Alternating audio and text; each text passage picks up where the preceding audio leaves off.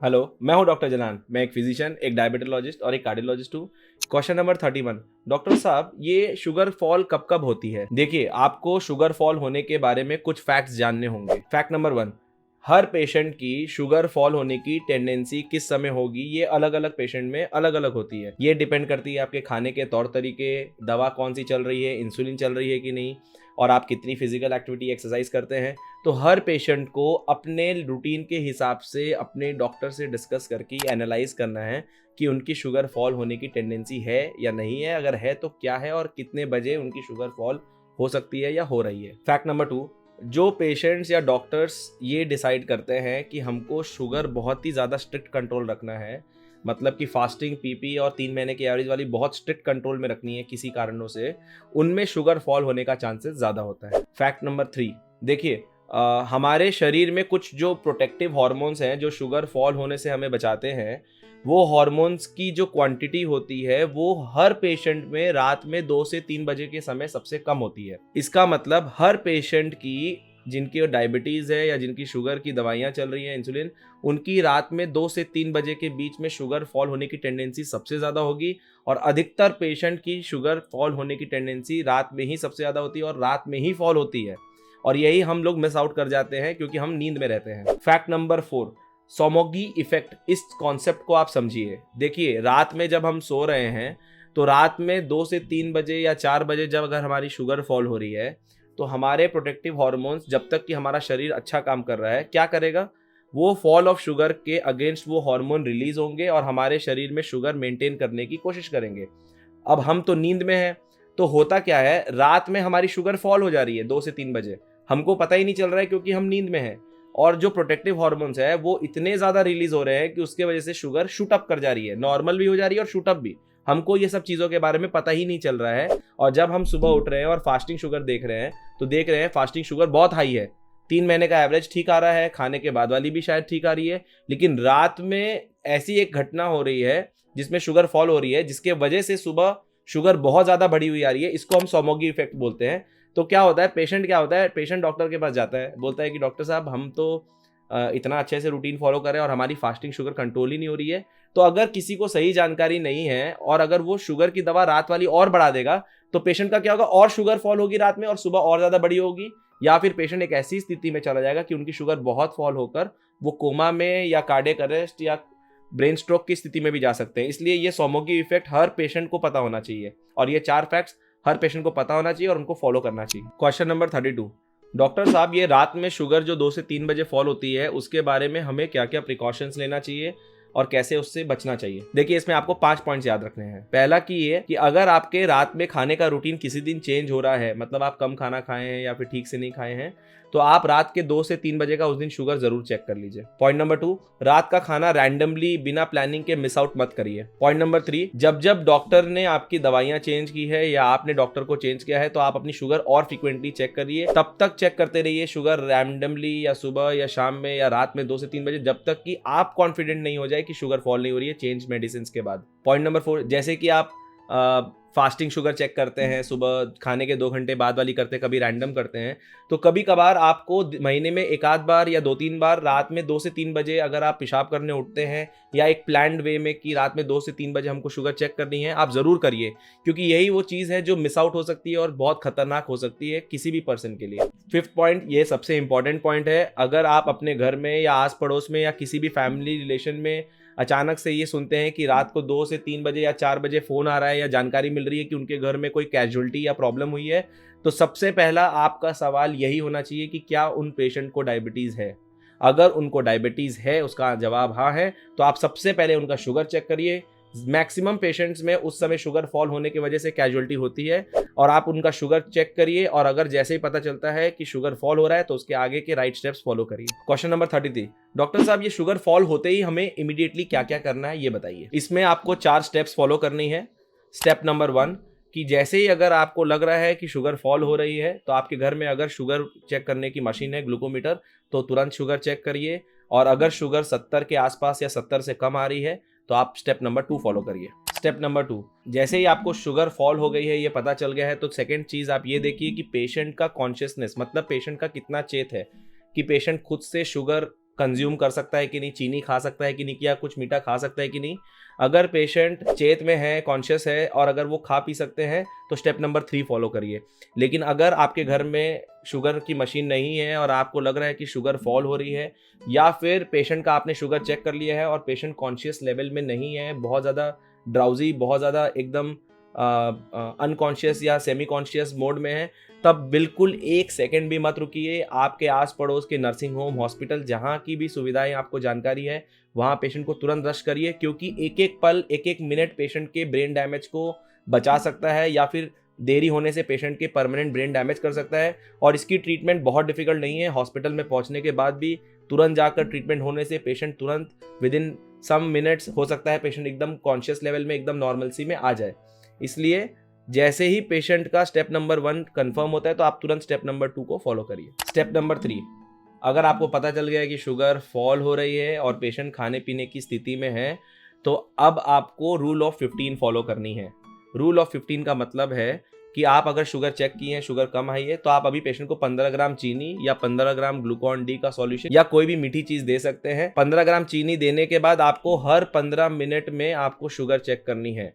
और आपको ये देखना है कि 15-15 मिनट पे जब आप शुगर चेक कर रहे हैं तो हर बार 150 के ऊपर आ रही है कि नहीं।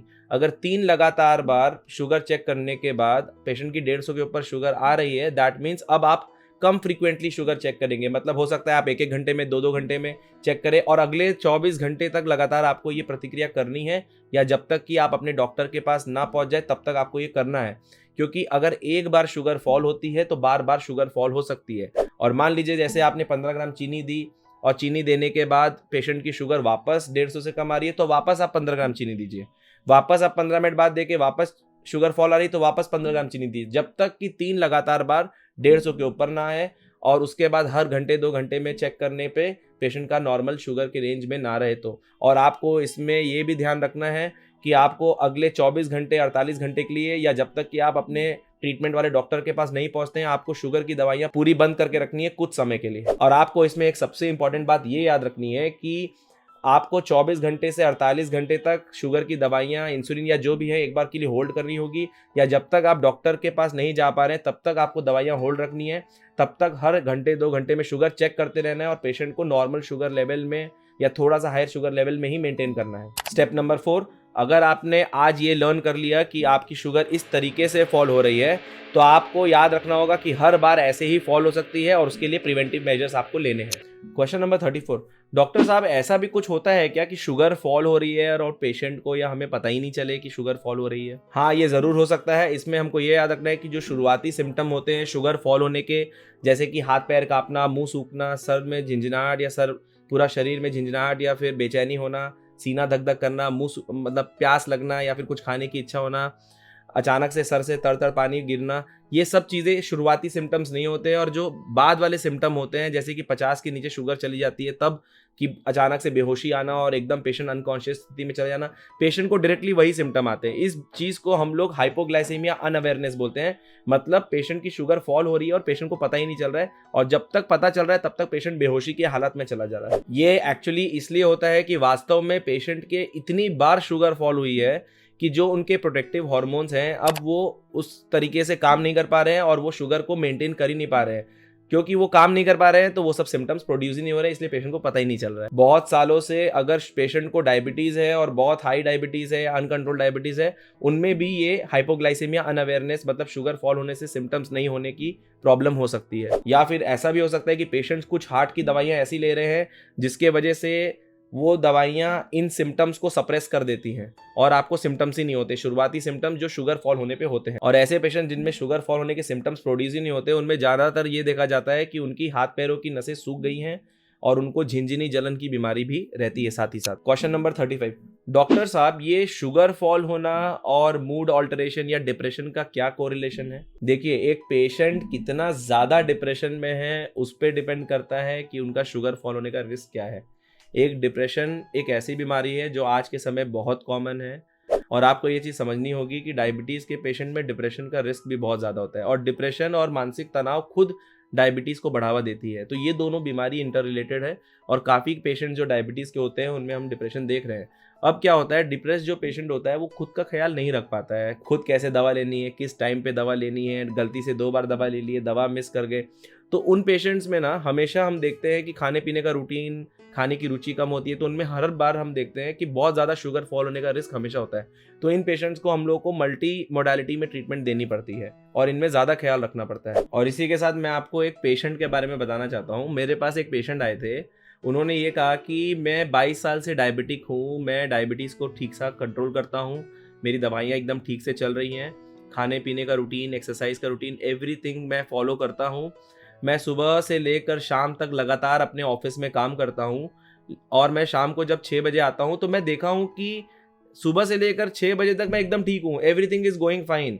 लेकिन जैसे ही 6:30 या 7 बजता है, मैं अचानक से बहुत लो फील करता हूँ, एकदम डिप्रेस्ड फील करता हूँ, इरिटेबल फील होता है, मन करता है मैं अकेले जाकर कहीं लेट जाऊँ कुछ देर शांति से, और मैं 15-20 मिनट आधा घंटा लेटता हूँ, उतने में ही मैं ठीक हो जाता हूँ, फिर अपने रूटीन में वापस आ जाता हूँ, खाना पीना करके अपना रूटीन में आ जाता हूँ, सो जाता हूँ।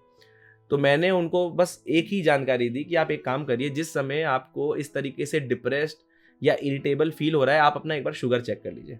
तो उन्होंने क्या किया, अगले दिन जाकर उन्होंने शुगर चेक किया 6:30-7 बजे, और उन्होंने देखा कि 6:30-7 बजे जिस समय उनको अचानक से कमजोरी और डिप्रेस्ड फील होता था, एक्चुअली उनका उस समय शुगर लो हो रहा था।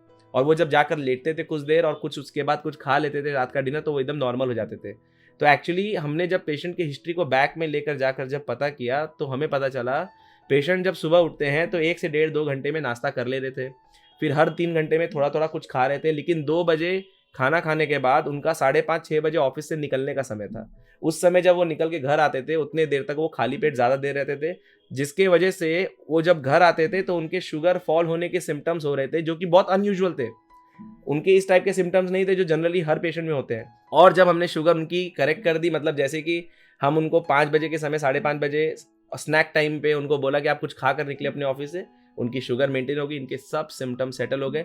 मतलब इससे हमको क्या सीखने मिलता है? देखिए, हमको ये समझना है कि अगर डायबिटीज़ का पेशेंट है और उसमें कुछ भी नए सिम्टम आ रहे हैं, तो सबसे पहला ध्यान दीजिए शुगर पे, कि शुगर फ्लक्चुएट हो रही है कि नहीं, कहीं बढ़ रही है, गिर रही है, क्योंकि हर पेशेंट को भगवान ने अलग शरीर दिया है, उनके सिम्टम्स अलग हो सकते हैं, उनके बीमारी के कितने समय हो चुके हैं हमें नहीं पता, और मेडिकल साइंस बहुत कुछ नहीं जानती है। तो इसलिए हम चाहते हैं कि हमेशा जब भी डायबिटीज़ का पेशेंट अगर क्वेश्चन में है और उसको कुछ भी सिम्टम हो रहे हैं, चाहे वो कमज़ोरी हो, हाथ पैर थरथराना, घबराहट होना, कुछ नए सिम्टम्स होना, कुछ भी हो, सबसे पहले अपने शुगर को एनालाइज करिए, उसको कंट्रोल करिए, ना फॉल होने दीजिए, ना बढ़ने दीजिए। इसी से आप अपने बहुत सारे सिम्टम्स, तकलीफ़ों को सेटल कर सकते हैं। इसी से आप अपनी बहुत अच्छी लाइफ लीड कर सकते हैं। और जैसे कि मैं आप सभी को हमेशा कहता हूँ कि हम लोग जो डायबिटीज़ से जूझ रहे हैं, भारत ये देश या पूरा दुनिया इतना डायबिटीज़ से जूझ रहा है, मैं चाहता हूँ कि हम लोग सब लोग मिल जाएं, हम लोग जुड़ जाएं और मिलकर इस खतरनाक बीमारी या फिर बेमतलब की बीमारी का हम लोग सामना करें। इसको ज़्यादा से ज़्यादा लोगों को इसकी सही इन्फॉर्मेशन फैलाए, ज़्यादा से ज़्यादा लोगों को इसके बारे में जानकारी दे कि भाई डायबिटीज़ को बचाया जा सकता है। डायबिटीज़ के खतरनाक कॉम्प्लिकेशन, शुगर फॉल होने को एकदम आसानी से बचाया जा सकता है। अगर नहीं बचाएंगे तो लाखों रुपए हमारे खर्चे होंगे, unnecessary hospital admission, family stress में जाएगी, अननेसेसरी इमरजेंसी रनिंग, बहुत सारी चीज़ें का प्रॉब्लम होगा। ये सब चीज़ें प्रिवेंटेबल हैं, लेकिन इसके बारे में नॉलेज होनी चाहिए। नॉलेज होते ही आप ये हर चीज़ को प्रिवेंट कर सकते हैं, और मैं ये अकेला नहीं कर सकता। गवर्नमेंट भी बहुत मेहनत कर रही है इसमें। मैं चाहता हूँ कि हम लोग भी उनका साथ दें, हम लोग मिलकर साथ चलकर इस बीमारी के खिलाफ ये मुहिम को आगे बढ़ाते रहें और लोगों को नॉलेज देते रहें, जिसकी वजह से हम एक ऐसी स्थिति में आए कि एटलीस्ट हम लोग मिलकर कमिंग जनरेशन को डायबिटीज़ से बचा सके या डायबिटीज़ के कॉम्प्लिकेशन से भी बचा सके। Thank you.